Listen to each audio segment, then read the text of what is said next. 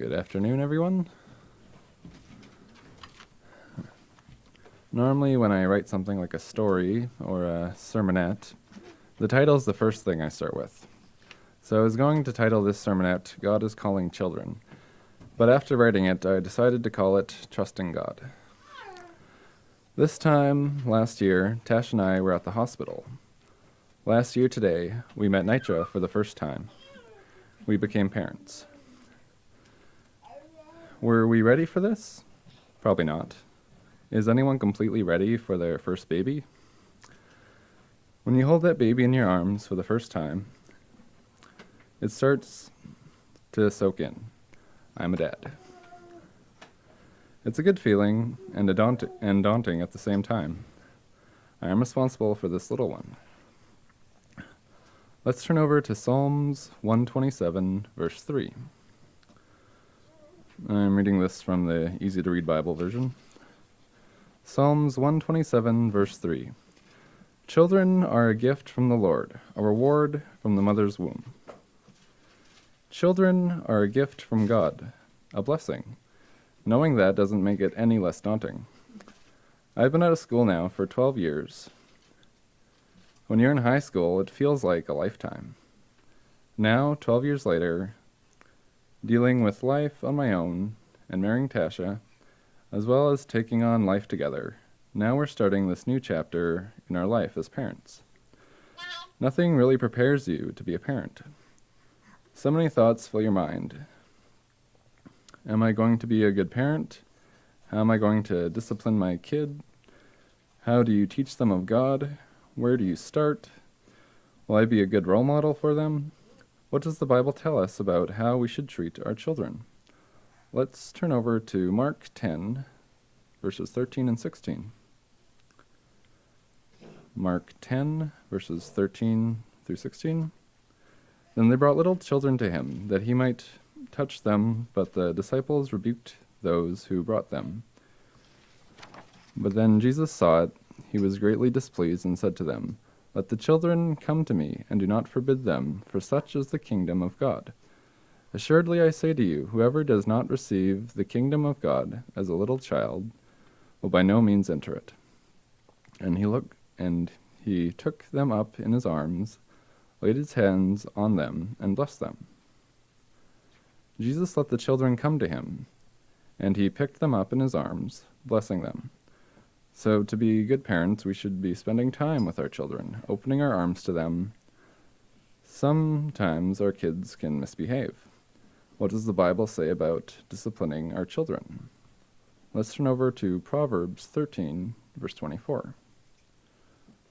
Proverbs 13, verse 24. He who spares his rod hates his son, but he who loves him disciplines him promptly. When our children misbehave, we are to discipline them. In disciplining them, we are showing our love. We are God's children, and he also disciplines us. Hebrews 12, 6 to 11. Hebrews 12, 6 to 11. For whom the Lord loves, he chastens, and scourges every son whom he receives. If you endure chastening, God deals with you as with sons. For what son is there whom the Father does not chasten? But if you are without chastening, of which all have become partakers, then you are illegitimate and not sons. Furthermore, we have had human fathers who correct us, and we paid them respect. Shall we not much more readily be in subject to the Father of the Spirit and live? For they indeed for a few days chasten us, as seems best to them, but he for our profit, that we may be partakers of his holiness. Now no chastening seems to be joyful for the present, but painful. Nevertheless, afterwards it yields the peaceable fruit and righteousness to those who have been trained by it. Through discipline we learn respect for our parent, respect for God. How do we begin to teach our children of God? Let's turn over to Deuteronomy 6, verses 5 through 7.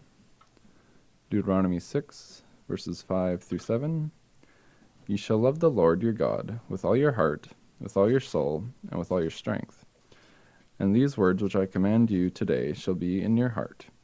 You shall teach them diligently to your children, and shall talk of them when you sit in your house, when you walk by the way, when you lie down, and when you rise up." We are to love God with all our heart. We're to teach our children about God throughout the day, when we rise up, when we are at home, and we're out and about, and when we lie down. How are we supposed to do this?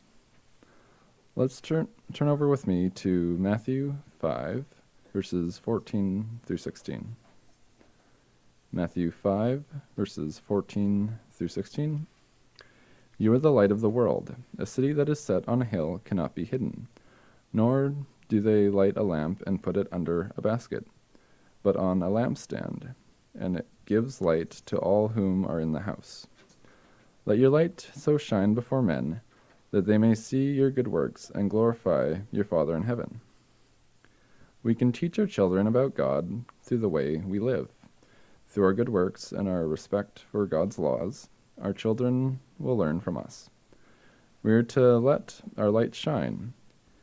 Even knowing all this, it can still be daunting to think about raising our children in this corrupt world. In the end, we just need to put our trust in God. I'd like to share a little story with you from my life, where I had to have faith and put my trust fully in God's hands. I was 19, just out of school. I grew up in the Northwest Territories, from kindergarten through grade 12. It was home. I grew up in the same house for 14 years. Most of my mom's family lived in Ponoka. My brother had moved there after he had graduated, and so I had planned to do the same thing. I graduated on a Friday, and the next Sunday, I was on the road heading south. I did not have a job quite lined up, but my uncle had said he could get me a welding job in Fort McMurray.